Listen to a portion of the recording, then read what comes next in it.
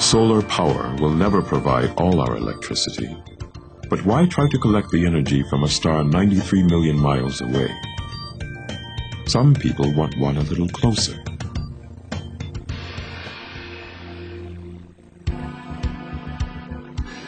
General Atomics, San Diego. Welcome to the Star Factory. This is where they dare to fuse atoms.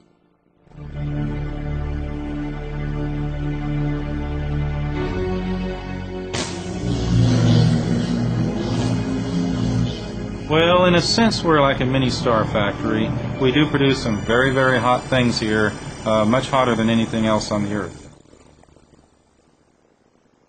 Rick Lee is going into the small donut-shaped chamber where scientists are trying to make a star on Earth.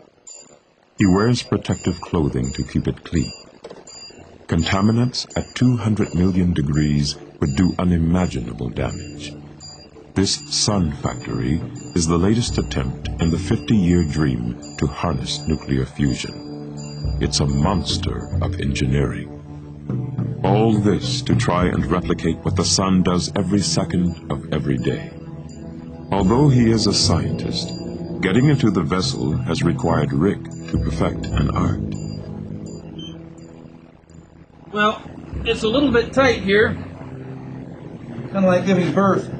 But if I get down on my side and push my way through here, hold on, maneuver around a little bit, put my feet up here and walk down the wall, and it's really not that hard. The sun squeezes atoms together with gravity. Rick uses another force.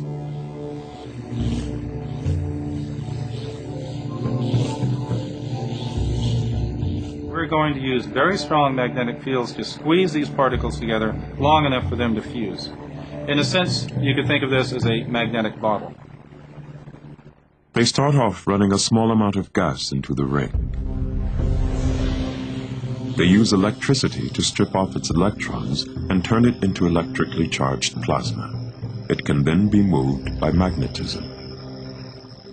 It'll fill about this much, and then we'll turn on the electromagnets on the outside, which will produce magnetic fields to squeeze the plasma down to about this size, where the hottest part, the most dense part, will be about here, about the size of my head.